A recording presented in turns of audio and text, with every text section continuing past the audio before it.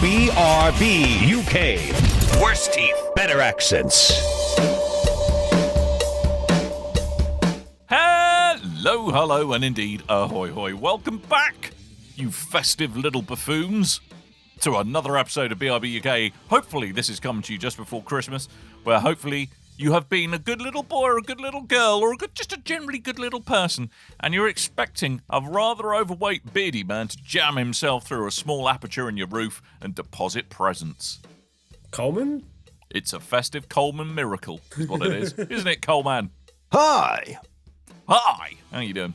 I'm good. Yeah. We are... Yeah? Yeah, sorry. We are recording these all at the same time. We've done like 4 weeks in one hit, is the idea. I got sick yesterday before we decided to record these. So you get 4 weeks of sick Coleman. But no, this is all in one day. Lovely. And, We forgot our festive hats. a man who's out the other side because he's That's probably... Yeah, that is the thing I forgot. probably a good thing. Yeah, I got a Christmas tree behind me. But a man who is come out the other side of feeling terrible just because he's now chugging enough Benylin cough syrup to poo himself inside out. It's Timothy Hips. Say hello. Hello. What's your favourite bit about having literally just ejecting cough syrup out your bottom? I don't cough out my bum. Well, if you've got a really bad cough, you might a little bit. A little bit. This is all Just saying. fascinating, but this is the longest part, one of the shows that we're doing, so we got to get a move on. Yes. Yeah. All right, we're going to stop talking about Tim's gastrointestinal issues. We're going to talk about games of the year. After a slightly depressing navel-gazing, weren't some games really rubbish last episode, we're going to talk about games of the year. And if you cast your minds back, every year we like to try and pick which games we're really looking forward to and we think are going to be good. So we get to point and laugh at that list, probably because, well, I know 2 out of 3 of mine didn't even end up getting released this year, because that's about the batting average. And one of them was a bit... Yeah. But we're going to talk about those games, and we're going to talk about the ones that were our top favourites this year too. So, shall we go from our ones to watch? Yeah, let's do the year? ones to watch from last year. Ones to watch. So the 3 I picked were Horizon Forbidden West, successfully came out. Good game. Point to me. 1 point to Dan. Sadly overshadowed by Elden Ring, much as the Yes. is the tradition of Horizon at this point, I think. Yeah, indeed. And I was also looking forward to Forspoken and Forza Motorsport, neither of which came out. Forspoken was great when that definitely came out, right? Loved that game. It's so good I erase it from my memory and also every source about it on the internet. So I have downloaded the demo for that. Why is that game taking so long to come out? At the Game Awards, I'm intrigued to actually play it. That looks like it could be fun. I still think it's going to be a good fun game. I really hope it is anyway. My games, none of which made the top games this year, I think. In list was Sifu, which came out. I really enjoyed that game. I kind of want to re-get that on PC for the modding because I saw someone turn that into a Daredevil game. That looks really good. Now that'd be good. Is now being turned into a movie. That's good. I like that. By the writer of the first John Wick movie. Okay. I mean, Sifu. It's basically John Wick anyway, almost. Are you going to get older as you get hit in the face? Well, Keanu, who's got quite a lot older. But Sifu was a game when announced, people went, hey, these guys should make a John Wick game. And instead, the creator of John Wick then went and is going to make a Sifu movie. So, I mean, it's funny how maybe life they turns spoke out. about both things and we'll get the other one later on, possibly. That'd be good. But do you think it'd be like young Bill and Ted Keanu at the beginning of the game and old crusty Keanu at the end of the game? Or the end of the film? I don't think Keanu Reeves is in this film, Tim. Okay. He's not very Asian, you know. I mean, he could be. I mean, if you wanted him, I'm sure you could ask him to get his people to have a word with their people. Are we doing a Cloud Atlas type thing? Yeah. Yes. Yeah. Okay, and my second one was Ghostwire Tokyo, which was a late edition for me. I got myself really hyped up to it because of how much I enjoyed Deathloop the year before. Game came out. How'd that work out for you? It's a very pretty game. It's a very enjoyable game. I really, really liked it. The problem I had was the gameplay loop was very samey. After about playing 5 hours of this game, you kind of have done everything it has to Seen offer, it which all. was a shame. Yeah. Yeah, it turns out into here's lots of dots on a map, go round Tokyo and find dots and do tasks or find objects, and it just got very repetitive, unfortunately. I I'm will looking try and go forward to back playing and play that that at for some point. free-ish on Game Pass later this year. So there you go. Yep, 2023, that's coming to Game Pass. So you can all enjoy that included in the price of a Game Pass.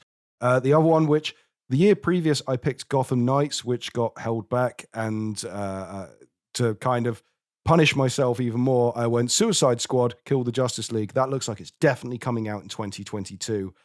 Got pushed back to 2023. No. Yes. Boo.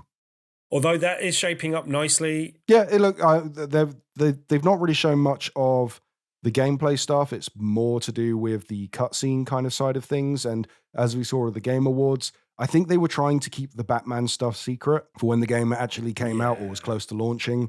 But because of the sad passing of Kevin Conroy, they turned it into a little tribute to Kevin Conroy. So we know that nice. Batman is in the game in some form now, and is the last voice role of Kevin Conroy as Batman. So yeah, I'm looking forward to that more now.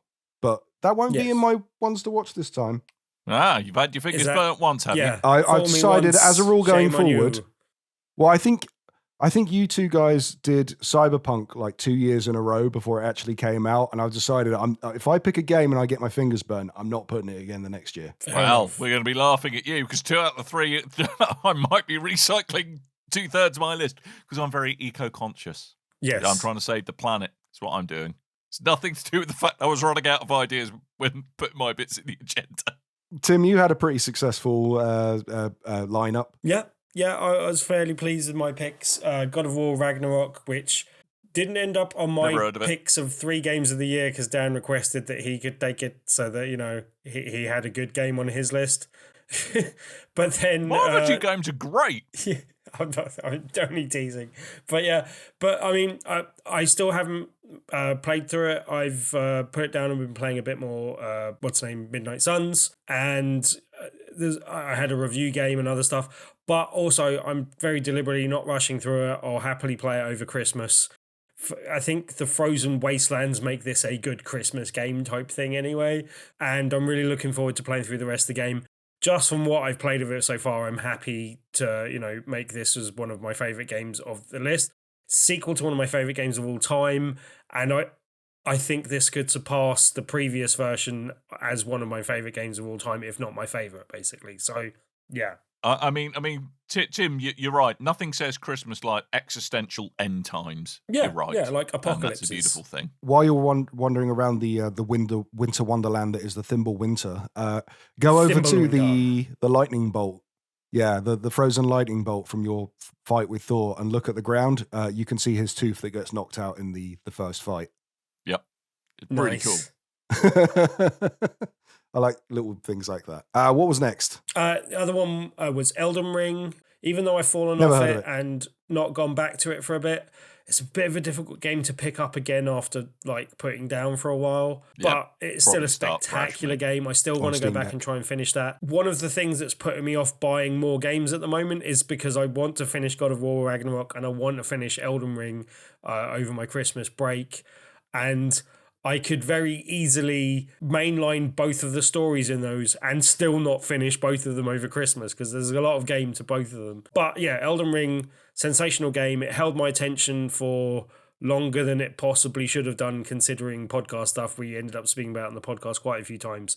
But I think it's a game that really deserves it. It's a fantastic game. Like God of War Ragnarok and Elden Ring were kind of slugging it out for most of or a large percentage of the Game Awards that they were both up for. And I think Elden Ring walked away with the eventual Game of the Year, which was a bit of a surprise considering how many other awards God of War Ragnarok got. But I don't think you could really argue too much with either of them taking that award because both of them absolutely sensational games.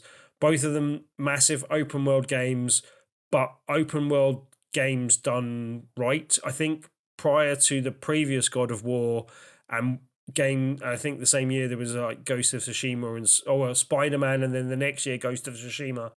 But like I was getting very bored with open world games before that, but these are games that have proven how, when they are well made and well crafted and well thought out, that open world formulas can still lend a lot to modern gaming. And yeah, like Elden Ring and God of War stand testament to those ideals and good ways of doing things. Obviously, God of War is a lot more story focused and has got a much bigger story at its core. But Elden Ring is kind of story is all a bit more below the surface. But yeah, very good. The other one on my list was Gran Turismo 7, which I hit to a lesser degree. I haven't Don't encourage him.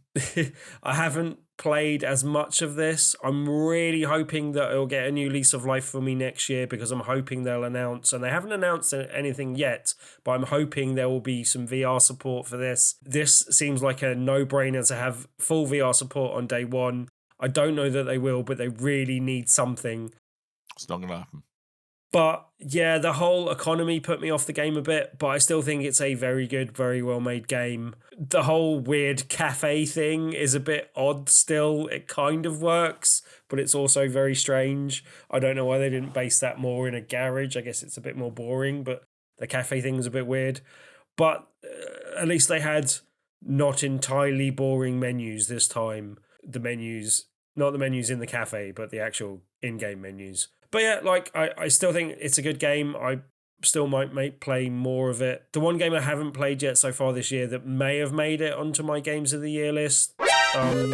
Right, Dan, let's talk about the Games of the Year. Let's talk about our picks of the Games of the Year and stop Tim talking.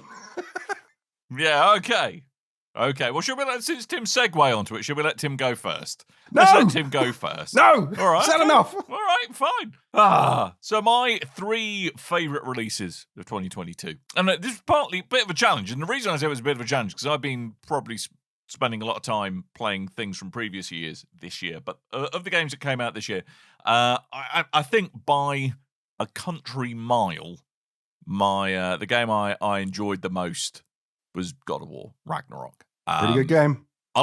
Unlike Tim, I have completed the sucker. It's well worth playing, seeing it all the way through. Yeah. Make sure you do all of the stuff after the game. It's well worth it. But not just as a game, I think just as a bit of narrative entertainment. I think it's done fantastically well. And some of the character arcs will just amaze you and take you by surprise. And it just so many times that game just absolutely nails it. And I think part of it perhaps less so with Ragnarok than with the original God of War. I think it's just remained such a surprise, bearing in mind kind of the roots of that franchise and how tone deaf it was, certainly in the early days of the franchise, to be something that delivers a very sensitively put together story. Not just another notch on your amazes bedpost, me, and I think that's probably exactly. Press X to notch my bedpost. Or repeatedly you have to mash X. Man, you had to mash X. I really enjoyed the kind of transition of God of War Ragnarok where, and we've spoken about, we like not long ago it came out, so we've done a couple of shows on Ragnarok and our thoughts on it and basically reviewed the game to holy hell. Me and Dan are the part of the completionist club because Tim got too lazy to finish it. That's what happened. If he tells you any different, he's lying.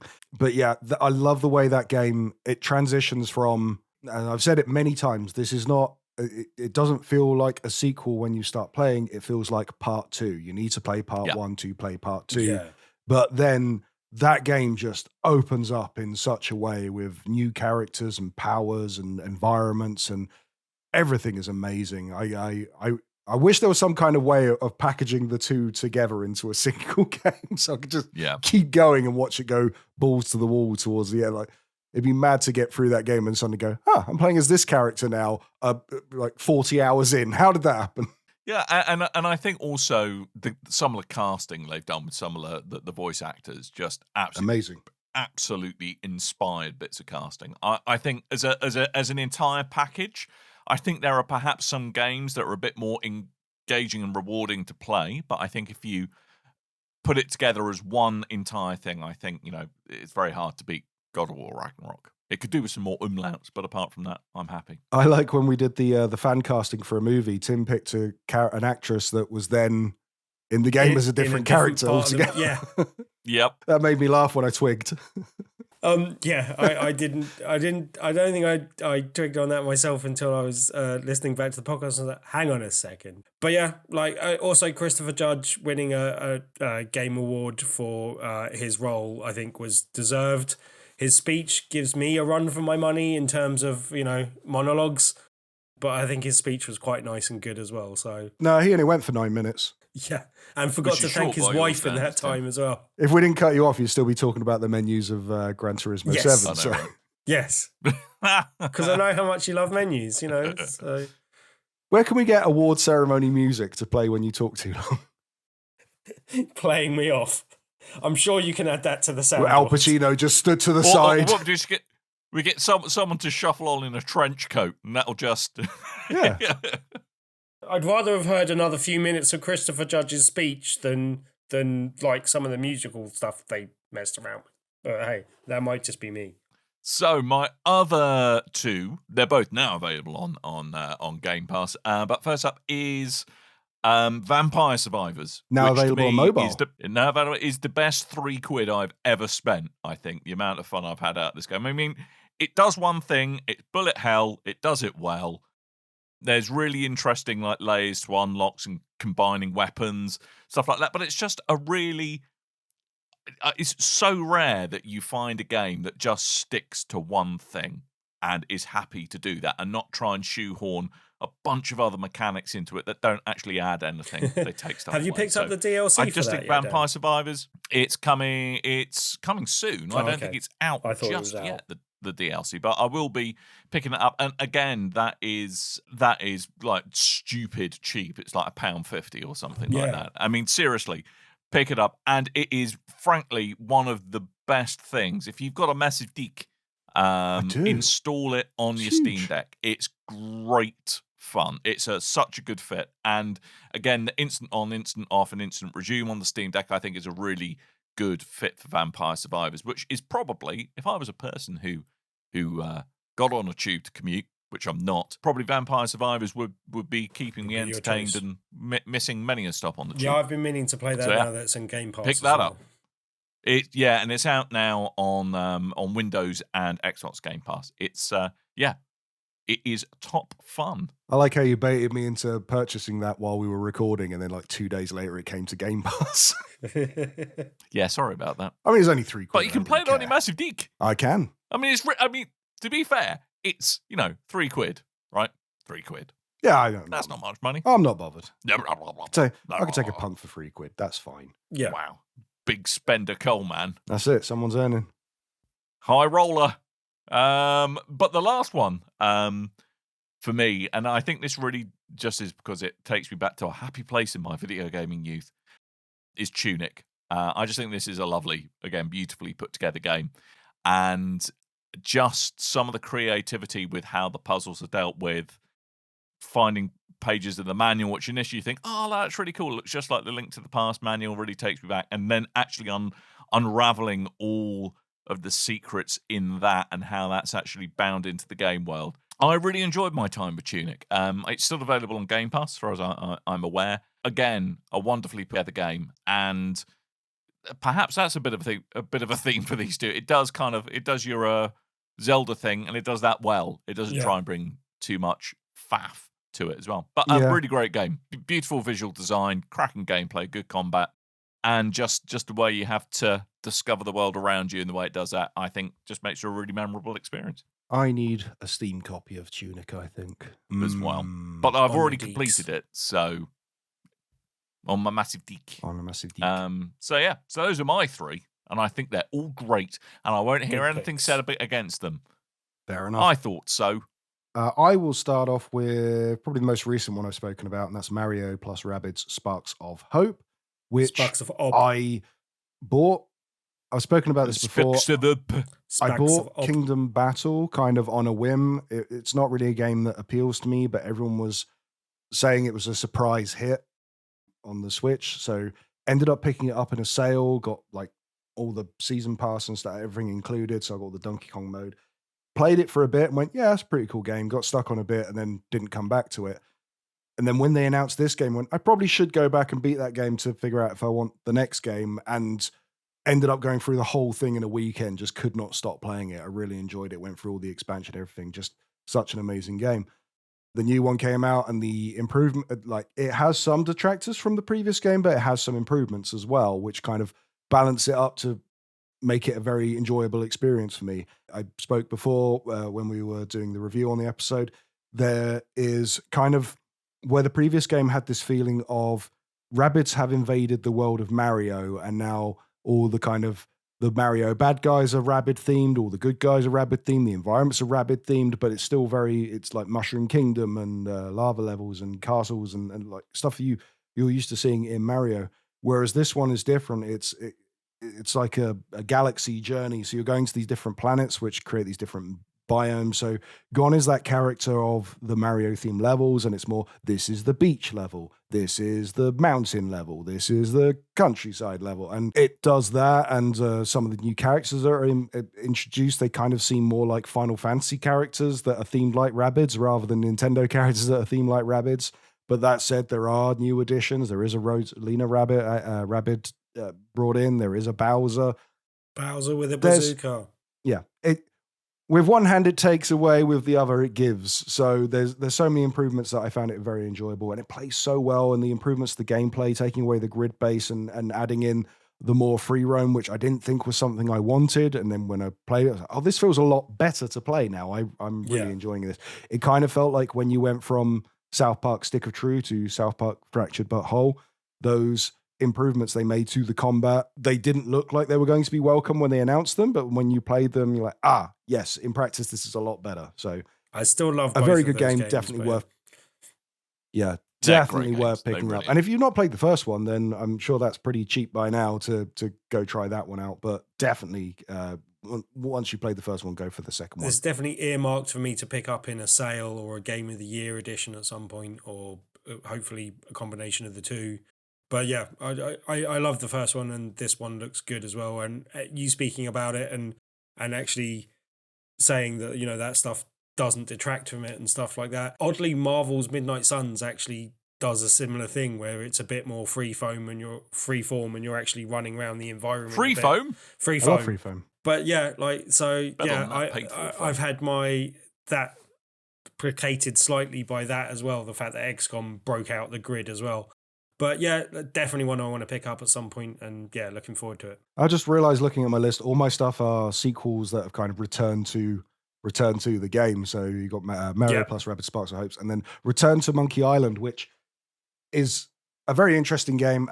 It's one to play if you have played previous Monkey Island games. It's not one to just go and pick up on a whim, because you really need that backstory, even though there's kind of a mode to explain previous stories and scrapbook type things to go, hey, this is the adventure I had when I fought LeChuck as a zombie, and this is him as a ghost, and this is when the curse happened, and all this kind of stuff. But you really need to have played it first to figure it out. It's the art style was jarring when they first announced it. I wasn't a big fan of how it looked, but after playing it, went, oh no, I'm totally into this. Although I prefer the pixel art style over the cartoony style. This one went for something different and still very enjoyable. All the original voice cast are back. The story is written beautifully.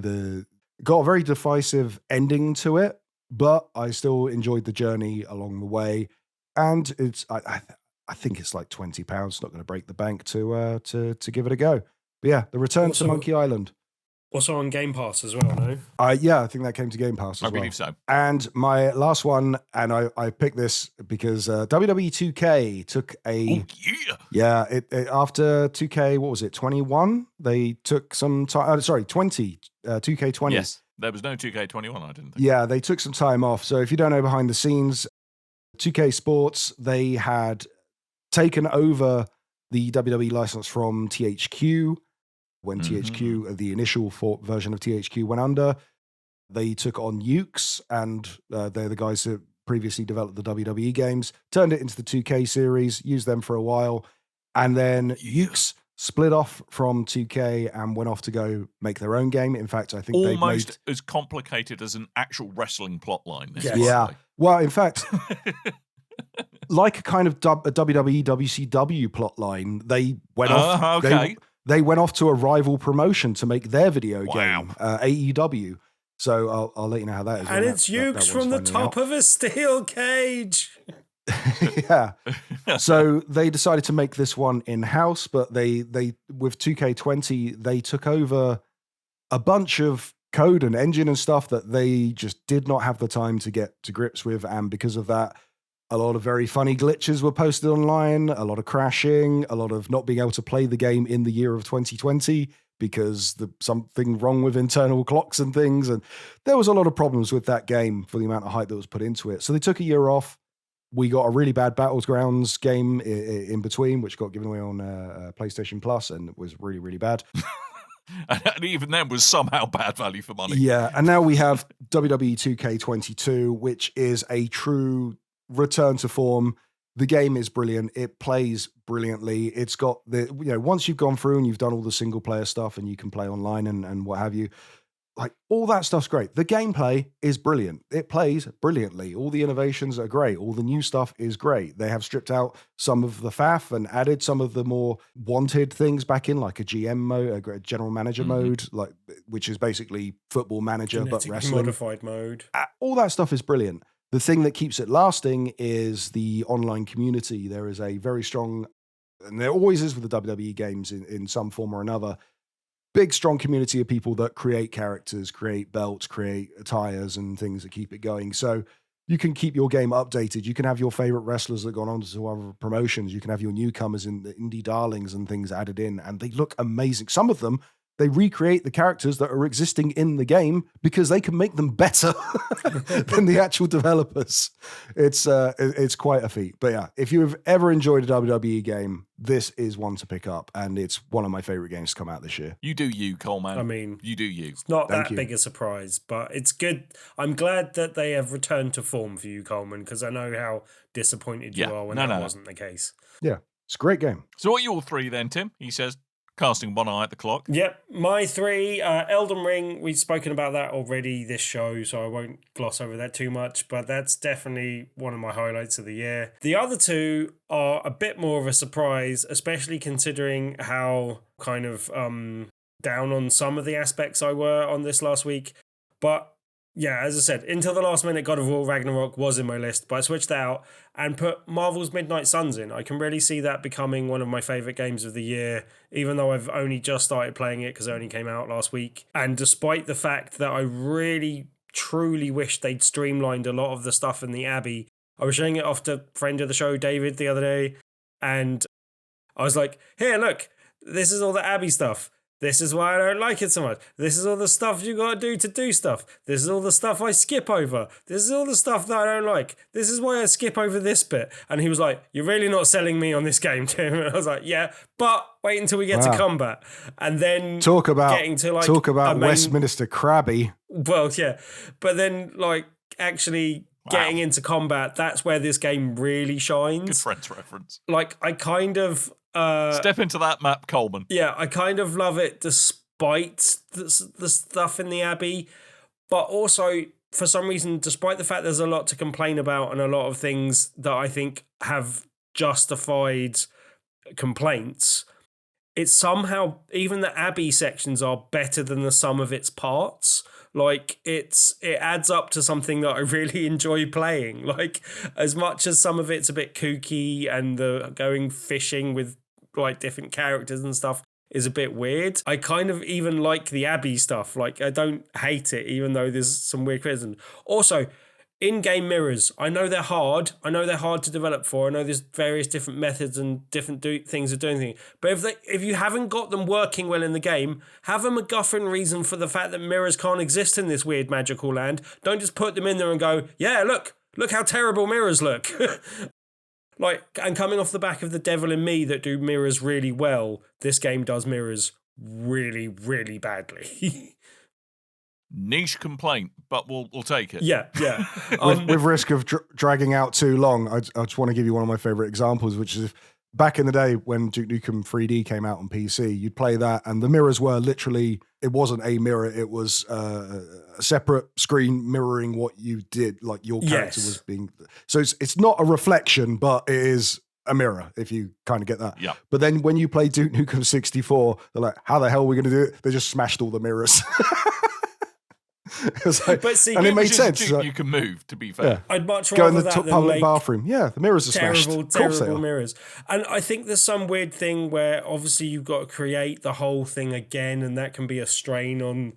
So I don't know what the technical limitations are and why some games do them so badly and some games do them well. But anyway, this was terrible. But Marvel's Midnight Suns, all in all, adds up to a great game. I absolutely love the combat, and I really like the other bits. And I can see me playing lots and lots of this game because I really enjoy it. So yeah, like that's one that I definitely think is good.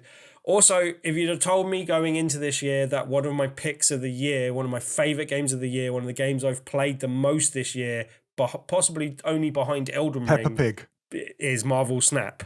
Paw Patrol. Terrible name, because lots of people that have never heard of it before, they go, you're playing a Snap game, as in like, you know, oh yeah, I've also got a copy of, I don't know, Iron Man Snap. No, that's not the game. It isn't the Thanos Snap, not as in the card game Snap, even though this is a card game.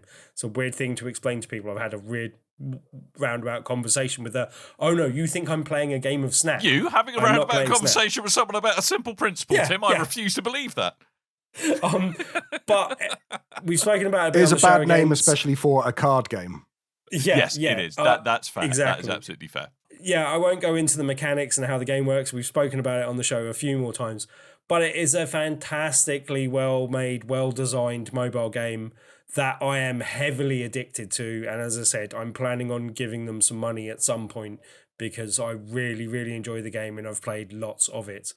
Really well designed, really well done.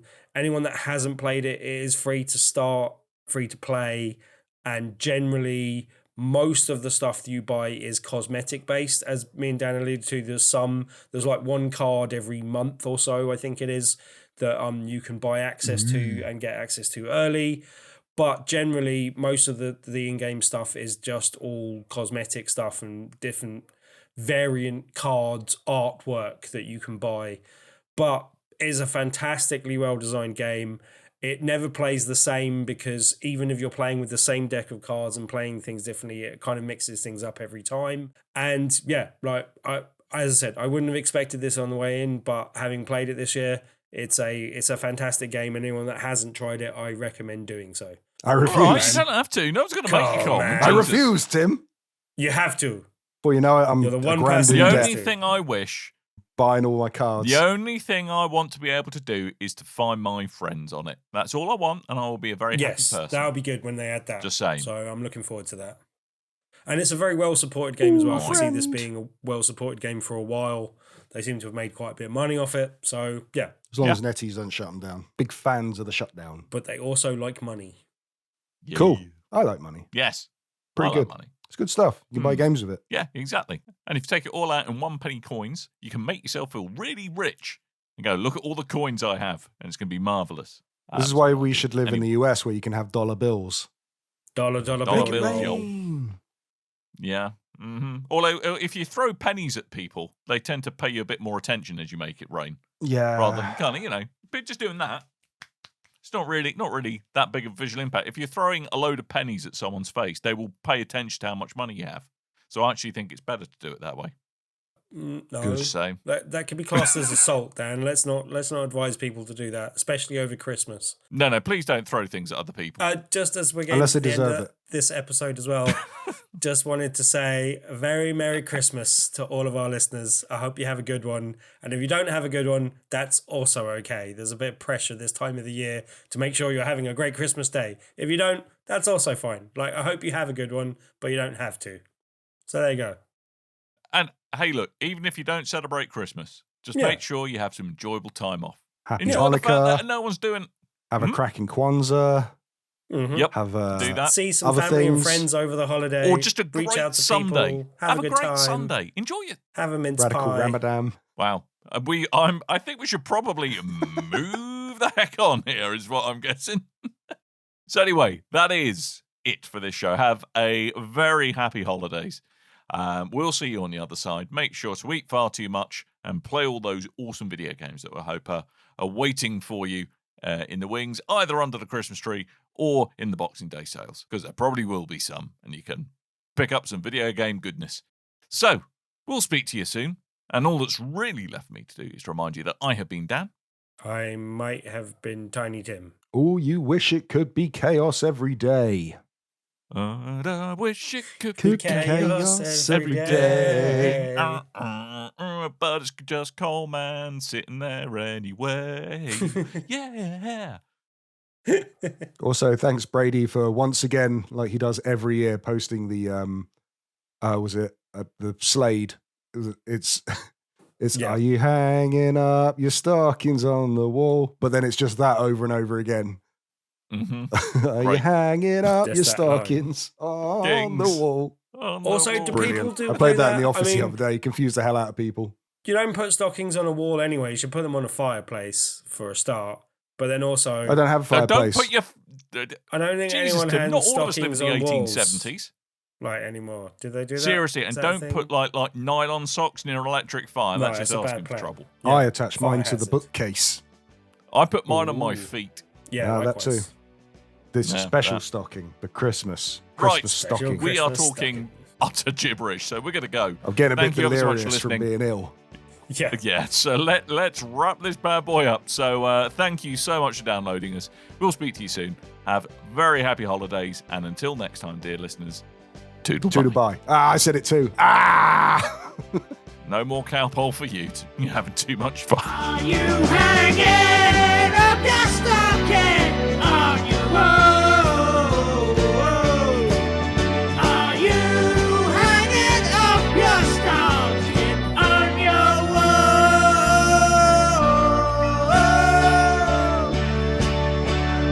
wall? You and your ears are quite welcome for the podcasting goodness that you just heard. Why not roll on over to BigRedBarrel.com for more podcasts, news, reviews, and videos from the biggest, reddest site on the internet, BigRedBarrel.com. Yes, we have to. The worst of 2022, I think. We couldn't crown ourselves without nodding, doffing our hat towards Stadia, which, wow. It went Poor out little how Stadia. it would have wanted to, with a deafening whimper.